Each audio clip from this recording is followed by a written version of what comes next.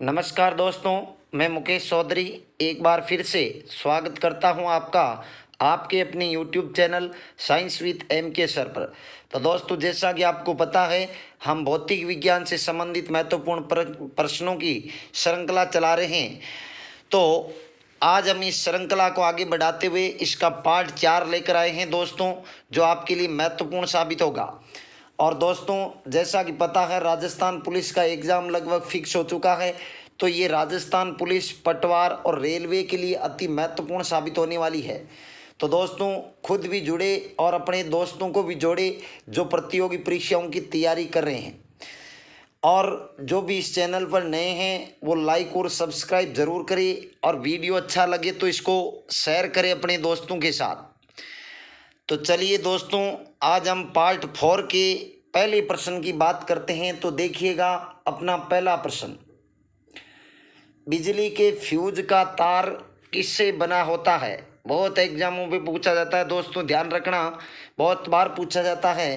पहला ऑप्शन देखिएगा, तांबे से, दूसरा टीन से, तीसरा सीसा व टीन की मिश्र धातु से, और चौथा लोहे व पीतल की मिश्र धातु से। तो दोस्तों, बिजली के फ्यूज का जो तार होता है वो बना होता है किससे? सीसा और टिन की मिश्र धातु से। सीसा को अपन लेड भी कहते हैं दोस्तों, और इसका प्रतीक होता है पीबी, और साथ में होता है टिन। टिन को अपन एस एन से दर्शाते हैं, टिन को एस एन से दर्शाते हैं, ध्यान रखना। तो इनका प्रतीक भी दिया जा सकता है। यहाँ पर सीसा और टिन की जगह पीबी और एस एन की मिश्र धातु भी कहा जा सकता है। तो फ्यूज तार जो अपने घरों में काम में लिया जाता है और श्रेणी क्रम में इसको जोड़ा जाता है, और इस तार का प्रतिरोध उच्च होना चाहिए और गलनांक निम्न होना चाहिए। ये बहुत बार पूछा जाता है, ध्यान रखना दोस्तों, फ्यूज तार की विशेषता क्या होती है? तो प्रतिरोध उच्च होता है और गलनांक निम्न होता है। अगला प्रश्न देखिएगा, ये रहा। ट्रांसफॉर्मर एक ऐसा यंत्र है जो, पहला है, उच्च एसी वोल्टेज को निम्न एसी वोल्टेज में बदलता है।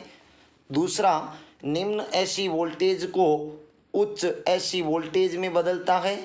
तीसरा, सिर्फ एसी प्रत्यावर्ती धारा में प्रयुक्त होता है। और चौथा, इनमें से कोई नहीं। तो दोस्तों, यहाँ पर जो अपना सही आंसर होगा वो क्या होगा? जल्दी आंसर दीजिएगा दोस्तों। यहाँ पर ऑप्शन में एक मिस्टेक है छोटी सी, यहाँ पर देखिएगा, इनमें से कोई नहीं की जगह आएगा उपयुक्त सभी, उपयुक्त सभी। अब आंसर दीजिएगा दोस्तों जल्दी से।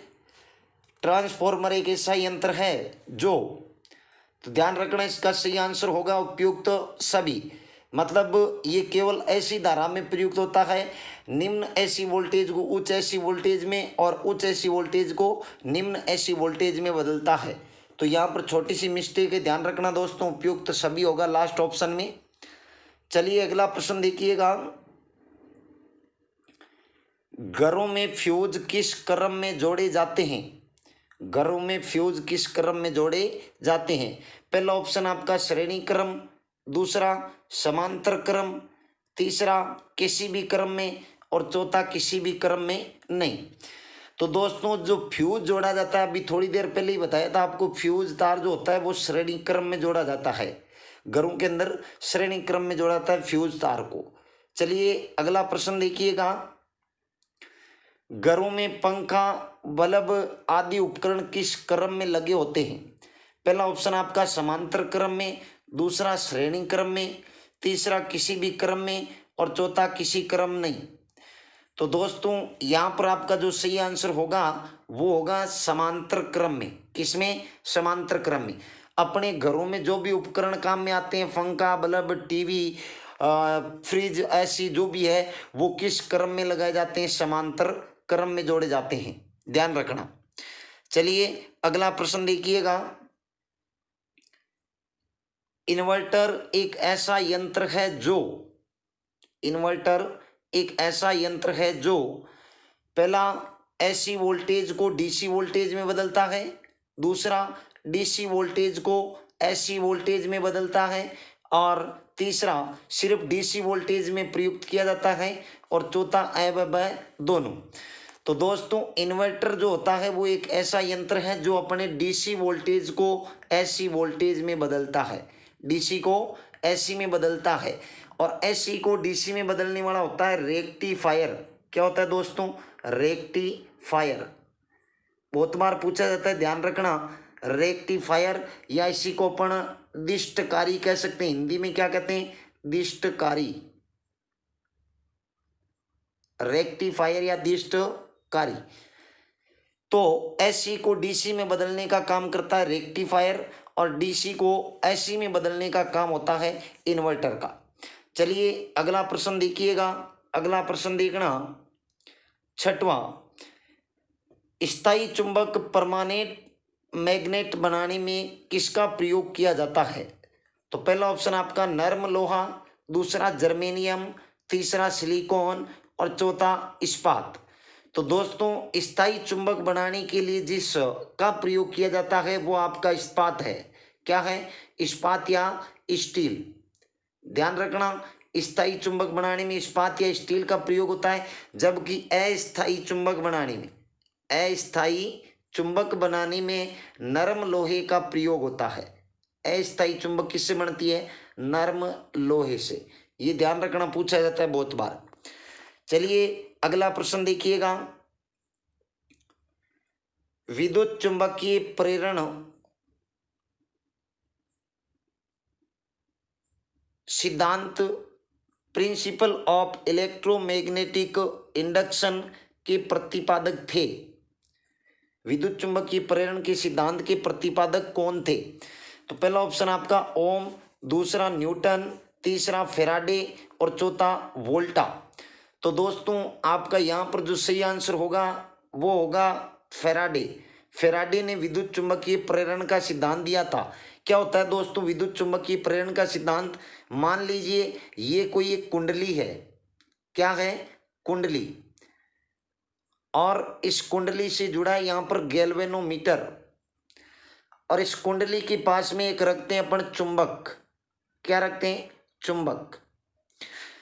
अब मान लीजिए आप इस कुंडली और चुंबक के मध्य सापेक्ष गति करवाते हो।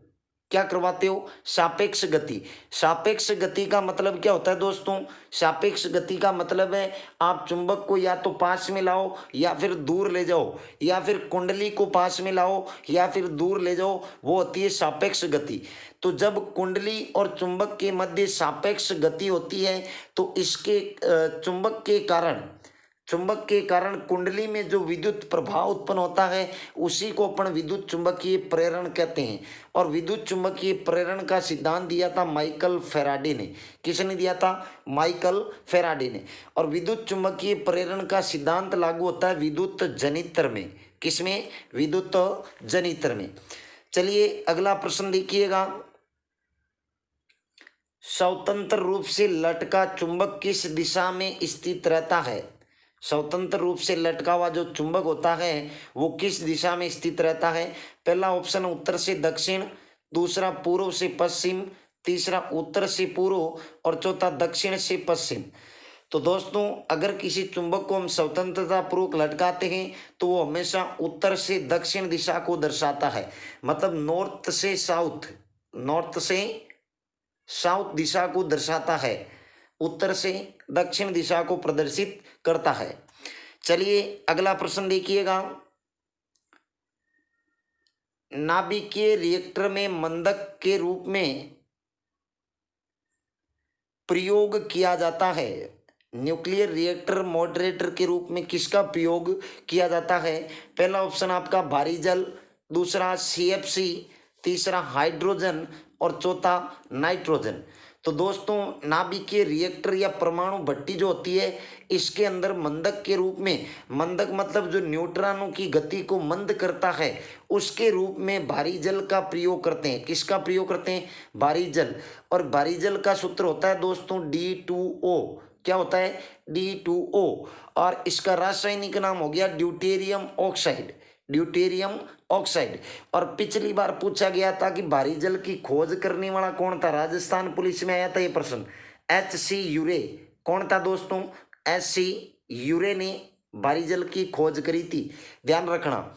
और भारी जल का प्रयोग नाभिकीय रिएक्टर में मंदक के रूप में किया जाता है और इसका रासायनिक नाम ड्यूटेरियम ऑक्साइड। चलिए अगला प्रश्न देखिएगा। अगला प्रश्न ये रहा, नाभिकीय रिएक्टर में नियंत्रक न्यूक्लियर रिएक्टर कंट्रोलर के रूप में किसका प्रयोग किया जाता है? तो पहला ऑप्शन बोरिक एसिड, दूसरा कैडमियम छड़, तीसरा भारी जल और चौथा CFC। तो दोस्तों नाभिकीय रिएक्टर में परमाणु भट्टी में नियंत्रक के रूप में जो प्रयोग किया जाता है वो है आपके कैडमियम की छड़। किसकी छड़? कैडमियम की छड़। इसके अलावा बोरोन की छड़ें भी काम में ली जाती है। तो यहाँ पर अपने बोरोन की छड़ नहीं है, केवल कैडमियम की छड़ है, तो अपना सी आंसर होगा कैडमियम छड़। चलिए अगला प्रश्न देखिएगा, विद्युत धारा को मापने के लिए प्रयुक्त यंत्र है। इलेक्ट्रिक करंट को मापने के लिए निम्न में से कौन सा यंत्र प्रयुक्त किया जाता है? पहला ऑप्शन एमीटर, दूसरा वोल्ट मीटर, तीसरा एम्पियर और चौथा ट्रांसफॉर्मर। तो दोस्तों विद्युत धारा या इलेक्ट्रिक करंट को मापने के लिए जिसका प्रयोग किया जाता है वो है आपका एमीटर। और एमीटर को परिपथ में हमेशा श्रेणी क्रम में जोड़ते हैं। किस में जोड़ते हैं दोस्तों? श्रेणी क्रम में। वोल्ट मीटर से मापा जाता है दोस्तों विभवांतर वोल्टेज। क्या मापते हैं? विभवांतर या फिर वोल्टेज। और इसको जोड़ा जाता है हमेशा परिपथ में समांतर क्रम में। कौन से क्रम में? समांतर क्रम में जोड़ा जाता है। एम्पियर होता है दोस्तों विद्युत धारा का मात्रक, और ट्रांसफॉर्मर जो होता है ये आपके वोल्टता को नियंत्रित करने का यंत्र होता है, ट्रांसफॉर्मर। चलिए अगला प्रश्न देखिएगा। ये रहा अगला प्रश्न आपके स्क्रीन पर, विद्युत परिपथ में फ्यूज कार्य करता है। फ्यूज जो होता है उसका काम क्या होता है विद्युत परिपथ में? पहला ऑप्शन विद्युत धारा को कम या ज्यादा करना, दूसरा विद्युत परिपथ की रक्षा करना, तीसरा विभवांतर का नियंत्रण और चौथा उपरोक्त सभी। तो दोस्तों आपका आंसर जो होगा यहाँ पर वो होगा विद्युत परिपथ की रक्षा करना। भाई विद्युत परिपथ की रक्षा करने का काम करता है फ्यूज, क्योंकि अधिक मान की धारा आ जाती है, जब शॉर्ट सर्किट हो जाता है, लघुपतन हो जाता है, तब ये जलकर पूरे परिपथ को बचा लेता है बाकी को। तो फ्यूज का काम होता है विद्युत परिपथ की रक्षा करना। चलिए अगला प्रश्न देखिएगा। बहुत बढ़िया प्रश्न है, पूछा जाता है, ध्यान रखना दोस्तों। उगता व डूबता सूर्य लाल प्रतीत होता है क्योंकि पहला लाल रंग का प्रकीर्णन सबसे अधिक होता है, दूसरा लाल रंग का प्रकीर्णन सबसे कम होता है, उगते एवं डूबते सूर्य का ताप सबसे अधिक होता है, और चौथा उपरोक्त में से कोई नहीं। तो दोस्तों यहाँ पर आपको ध्यान रखना है लाल रंग का जो प्रकीर्णन होता है वो सबसे कम होता है, इस कारण से हमें उगता और डूबता सूर्य लाल प्रतीत होता है। आपको पहले भी बताया था दोस्तों लाल रंग का केवल तरंगदैर्ध्य अधिक होता है, बाकी सब बैंगनी रंग के अधिक होते हैं, ध्यान रखना। चलिए अगला प्रश्न देखिएगा। दो समतल दर्पण एक दूसरे से 90 डिग्री के कोण पर झुके हैं और इसके बीच में रखी एक गेंद के प्रतिबिंबों की संख्या कितनी होगी? तो पहला ऑप्शन आपका 3, दूसरा 4, तीसरा 5 और चौथा 6। तो दोस्तों समतल दर्पण के बीच में अगर प्रतिबिंबों की संख्या निकालनी है तो अपने को एक छोटा सा सूत्र याद रखना पड़ेगा। वो सूत्र है 360/θ। क्या है? 360/θ। अगर यहाँ पर हमारा उत्तर सम संख्या आता है तो हम एक घटाकर उत्तर लिखेंगे, और विषम संख्या आता है तो वही अपना उत्तर होगा। अब हमें कह रहा है कि दो समतल दर्पण दो एक दूसरे से कितने डिग्री पर है? 90 डिग्री पर। तो हमारा सूत्र क्या है? 360/θ। 360 बटे में थीटा का मान कितना है दोस्तों? 90 डिग्री। 0 से 0 गया, 9 चौक 36, मतलब 4 बार जा रहा है। अब यहाँ पर हमने अभी कहा था दोस्तों अगर हमारा उत्तर सम संख्या आता है तो उसमें से एक माइनस करके उत्तर लिखना है, तो हमारा उत्तर कितना होगा दोस्तों? 3 होगा। तो आपका सही आंसर यहाँ पर होगा 3। किसी भी कोण पर झुकी हुई वस्तु या किसी भी कोण पर झुके हुए दर्पण है उनके बीच रखी हुई वस्तु है तो उसके प्रतिबिंब आपको निकालने हैं, तो आप सीधा ये वाला सूत्र लगाइए दोस्तों 360/θ। जितना आपको थीटा दिया हुआ है उसका मान रख दो नीचे। अगर सम संख्या आती है तो ये घटा के अपना उत्तर लिख दो और विषम आती है तो वही अपना उत्तर। चलिए अगला प्रश्न देखिएगा, विद्युत बल्ब का फिलामेंट किस धातु का बना होता है? बहुत बार आता है दोस्तों ये प्रश्न। पहला ऑप्शन लोहा, दूसरा तांबा, तीसरा टंगस्टन और चौथा सीसा। तो दोस्तों विद्युत बल्ब का जो फिलामेंट या तंतु जो होता है, फिलामेंट को अपन तंतु भी कहते हैं या फिर तार कह सकते हैं, तंतु या तार, तो ये बना होता है दोस्तों आपके टंगस्टन का। टंगस्टन को अपन W से दर्शाते हैं, ध्यान रखना। लोहे को Fe से दर्शाते हैं, तांबे को Cu से दर्शाते हैं कॉपर, और सीसा को अपन Pb से दर्शाते हैं लेड। तो यहाँ पर ध्यान रखना टंगस्टन का प्रतीक भी पूछा जाता है बहुत बार, टंगस्टन का प्रतीक होता है W। तो विद्युत बल्ब का फिलामेंट किस धातु का बना होता है? तो आपका आंसर क्या होगा? टंगस्टन। चलिए अगला प्रश्न देखिएगा, अधिक ऊंचाई पर चढ़ता हुआ व्यक्ति आगे की ओर क्यों झुक जाता है? बहुत बढ़िया प्रश्न है दोस्तों। पहला ऑप्शन थकान के कारण, दूसरा गति बढ़ाने के लिए, तीसरा स्थायित्व बढ़ाने के लिए और चौथा उपरोक्त सभी। तो दोस्तों यहाँ पर सही आंसर देने की कोशिश करें जल्दी से। तो आपका यहाँ पर सही आंसर होगा स्थायित्व बढ़ाने के लिए। भाई अगर कोई व्यक्ति ऊंचाई पर चढ़ रहा है तो वो आगे की ओर झुकेगा क्योंकि वो गिर ना जाए, इसलिए अपना स्थायित्व बढ़ाने के लिए आगे की ओर झुकता है। चलिए अगला प्रश्न देखिएगा, पहले भी आ चुका है बहुत बार, ध्यान रखना पूछा जाता है बहुत बार। प्रकाश वर्ष लाइट ईयर इकाई है, मतलब किसकी इकाई है? पहला ऑप्शन समय की, दूसरा दूरी की, तीसरा तीव्रता की और चौथा गति की। तो प्रकाश वर्ष जो होती है ये इकाई होती है दोस्तों आपके दूरी की। किसकी होती है? दूरी की। चलिए अगला प्रश्न देखिएगा, अगला प्रश्न ये रहा, पानी से भरे गिलास में एक बर्फ का टुकड़ा तैर रहा है, बर्फ के पिघल जाने पर पानी का तल, भाई पानी के तल पर क्या प्रभाव पड़ेगा? कोई पानी से भरा हुआ गिलास है, उसमें बर्फ का टुकड़ा तैर रहा है, अगर बर्फ पिघल जाएगी तो पानी के तल पर क्या प्रभाव पड़ेगा? तो पहला ऑप्शन आपका बढ़ जाएगा, दूसरा घट जाएगा, तीसरा अपरिवर्तित रहेगा और चौथा पहले बढ़ेगा फिर घटेगा। तो दोस्तों अगर पानी के गिलास में बर्फ का टुकड़ा है, उसके पिघलने के बाद में जो पानी का तल है वो अपरिवर्तित रहेगा। कैसा रहेगा? अपरिवर्तित रहेगा, कोई चेंज नहीं होगा। चलिए अगला प्रश्न देखिएगा, अगला प्रश्न ये रहा, स्वतः चालित गाड़ियों में लगे हुए ब्रेक में किस प्रकार की व्यवस्था होती है? पहला ऑप्शन आपका हाइड्रोलिक, दूसरा इलेक्ट्रोमैग्नेटिक, तीसरा टर्बो और चौथा गियर। तो स्वचालित गाड़ियों में जो ब्रेक लगे होते हैं उनमें किस प्रकार की व्यवस्था होती है? तो आंसर दीजिए जल्दी से दोस्तों। इसका जो सही आंसर होगा दोस्तों वो होगा हाइड्रोलिक। हाइड्रोलिक से बने हुए होते हैं और ये सिद्धांत होता है दोस्तों आपके पास्कल का नियम, जो पास्कल ने नियम दिया था उस आधार पर काम करती है हाइड्रोलिक मशीनें जितनी भी होती है। चलिए अगला प्रश्न देखिएगा, बहुत बढ़िया प्रश्न है, बहुत बार पूछा जाता है। प्रकाश का वेग सर्वप्रथम किसने ज्ञात किया?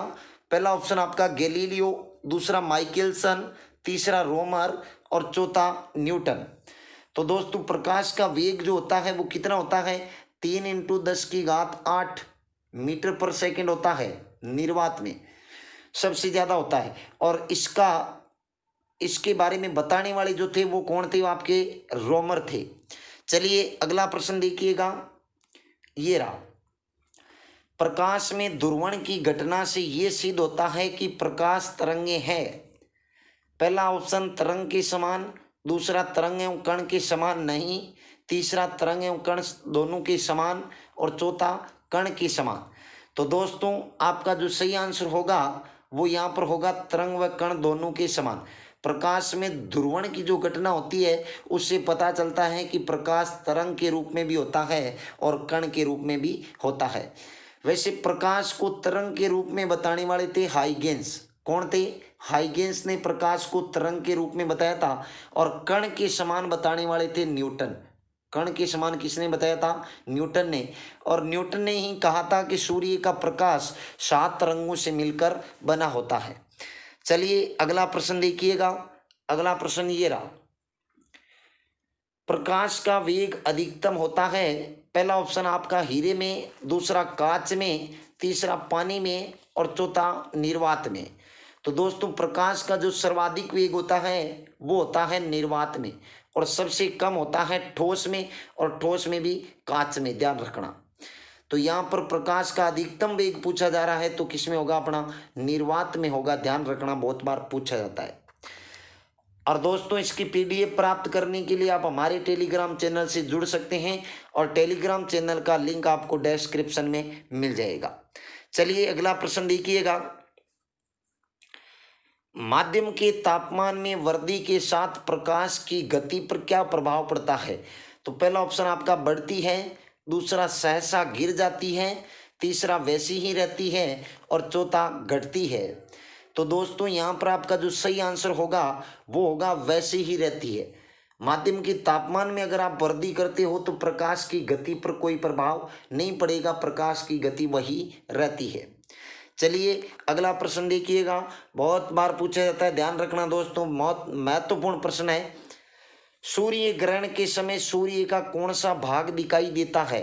पहला ऑप्शन आपका वर्णमंडल, दूसरा किरीट, तीसरा प्रभामंडल और चौथा कोई भाग नहीं।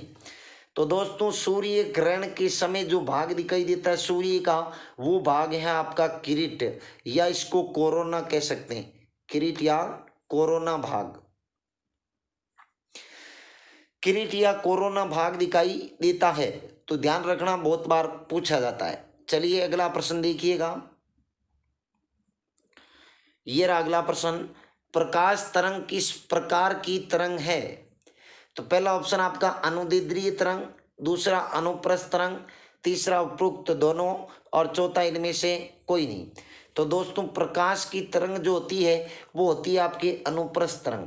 पहले भी आपको बताया था पिछले वीडियो के अंदर, प्रकाश की तरंग अनुप्रस्थ होती है जबकि ध्वनि की तरंग अनुदैर्ध्य होती है। ध्यान रखना, पूछा जाता है दोनों के बारे में बहुत बार। ध्वनि की तरंग की प्रकृति अनुदैर्ध्य और प्रकाश की तरंग की प्रकृति अनुप्रस्थ।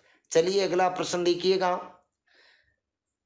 डेसिबल होता है, डेसिबल क्या होता है? तो पहला ऑप्शन आपका एक संगीत नोट, दूसरा एक ध्वनि स्तर का माप और तीसरा एक संगीत यंत्र और चौथा इनमें से कोई नहीं। तो डेसिबल जो होता है वो होता है दोस्तों आपकी ध्वनि स्तर का माप, मतलब ध्वनि की तीव्रता या ध्वनि की प्रबलता को मापा जाता है किसमें? डेसिबल में। ध्यान रखना, बहुत बार पूछा जाता है। अगला प्रश्न देखिएगा, बहुत ही शानदार प्रश्न है दोस्तों, पूछा जाता है बहुत बार। सोनार अधिकांशतः प्रयोग में लाया जाता है? पहला ऑप्शन अंतरिक्ष यात्रियों द्वारा, दूसरा नौ संचालकों द्वारा, तीसरा इंजीनियरों द्वारा और चौथा डॉक्टर द्वारा। तो दोस्तों सोनार जो होता है वो अधिकांशतः आपके प्रयोग लेने वाले होते हैं, उसको वो होते हैं नौ संचालक। नौ संचालक में इसका प्रयोग सबसे ज़्यादा किया जाता है। सोनार एक ऐसा यंत्र होता है, वैसे दोस्तों सोनार का पूरा नाम sound navigation and ranging, sound navigation and ranging होता है। और सोनार जल में स्थित किसी पिंड की दूरी, दिशा और चाल बताने का यंत्र होता है। चलिए अगला प्रश्न देखिएगा, ये रहा अगला प्रश्न। अशुद्धियों के कारण द्रव का क्वथनांक, पहला ऑप्शन वही रहता है, दूसरा बढ़ जाता है, तीसरा घट जाता है और चौथा कोई संबंध नहीं। तो अगर हम किसी द्रव में अशुद्धियां मिलाते हैं तो उस द्रव का क्वथनांक जो होता है दोस्तों वो बढ़ जाता है। क्या हो जाता है? बढ़ जाता है। चलिए अगला प्रश्न देखिएगा, कमरे को ठंडा किया जा सकता है? पहला ऑप्शन रसोई गैस से, दूसरा ठोस को पिघलाने से, तीसरा संपीड़ित गैस को छोड़ने से और चौथा पानी के बहने से। तो दोस्तों कमरे को ठंडा करने का माध्यम जो होता है वो होता है संपीड़ित गैस को छोड़ने से। सीएनजी जो होती है कंप्रेस्ड नेचुरल गैस, संपीड़ित गैस, इसको अगर छोड़ते हैं तो कमरे को अपन ठंडा कर सकते हैं। चलिए अगला प्रश्न देखिएगा, तेराव का सिद्धांत की खोज किसने की थी? तेराव का सिद्धांत की खोज करने वाला वैज्ञानिक कौन था? पहला ऑप्शन आर्किमिडीज, दूसरा न्यूटन, तीसरा गैलीलियो, चौथा रॉबर्ट कॉच। तो दोस्तों तेराव का सिद्धांत जिसको कहते हैं आर्किमिडीज का सिद्धांत, आर्किमिडीज ने दिया था उत्प्लावन का सिद्धांत या उत्प्लावन बल के बारे में बताया था, उसी को कहते हैं तेराव का सिद्धांत। चलिए अगला प्रश्न देखिएगा। किसी भी ध्वनि की पिच मतलब तारत्व उस ध्वनि तरंग की खाली स्थान पर निर्भर करती है। पहला ऑप्शन तरंग आवृत्ति, दूसरा तरंग दैर्ध्य, तीसरा तरंग की लंबाई और चौथा इनमें से कोई नहीं। तो दोस्तों पहले भी आपको बताया था ध्वनि का जो तारत्व होता है या ध्वनि का जो पिच होता है वो तरंग की आवृत्ति पर निर्भर करता है। किस पर निर्भर करता है? आवृत्ति, फ्रीक्वेंसी पर निर्भर होता है। चलिए अगला प्रश्न देखिएगा। हाइड्रोजन बम का विकास रिक्त स्थान ने किया था।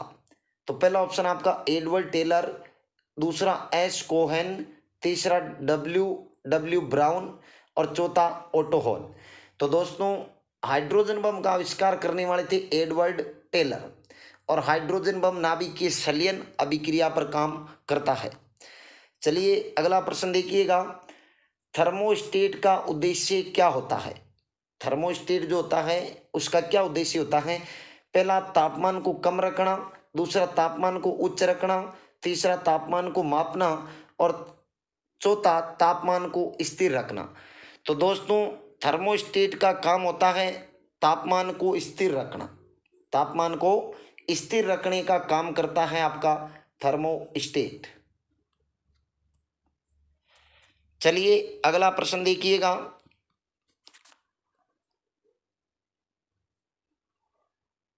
केपलर के किस नियम के अनुसार पृथ्वी अपनी कक्षा पर एक समान दर से गति नहीं करती है? दोस्तों केपलर ने ग्रहों की गति के नियम दिए थे, तो उसके हिसाब से पृथ्वी अपनी कक्षा पर एक समान दर से गति नहीं करती है। केपलर का वो कौन सा नियम कहता है? तो पहला ऑप्शन प्रथम, दूसरा द्वितीय, तीसरा तृतीय और चौथा चतुर्थ।